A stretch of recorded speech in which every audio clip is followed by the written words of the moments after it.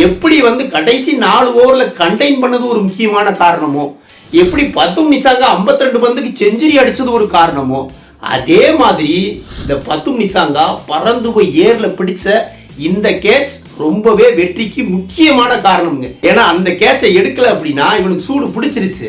இவன் கண்டிப்பா இன்னும் 2 ஓவர் 3 ஓவர் மேக்ஸ்வெல் நின்றுருந்தா போதும், ஸ்கோரை ஏத்தி விட்டு போயிடுவான். அதை விட்டுருந்தா கூட ஒரு 30-40 ரன் கண்டிப்பா போயிருந்திருக்கும். அது போயிருந்தா சேசிங் பண்றதுக்கு ஸ்ரீலங்காவுக்கு மன ரீதியா ஒரு நெருக்கடி உண்டாயிருக்கும். போட்டியுடைய ரிசல்ட் எப்படி வேணாலும் போயிருந்திருக்கலாம்.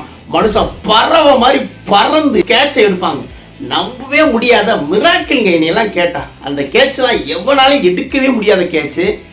ஜான்டி ரோட்ஸ் கண்ணு முன்னாடி போயிருப்பாப்புல. கிரிக்கெட்டை விரும்பி பார்க்குறவங்களுக்கு ஜான்டி ரோட்ஸ் கண்ணு முன்னாடி போயிருப்பாப்புல. அந்த மாதிரியான ஒரு சரியான கேட்ச். முந்தின ஓவர்ல தான் செஞ்ச தவறுக்கு, தான் செஞ்ச மிஸ்டேக்குக்கு பரிகாரம் தேடிக்கொண்டாப்புல பத்தும் நிசாங்கா. இது வரலாற்றில் இடம் பிடிக்கக்கூடிய நிகழ்வுங்க.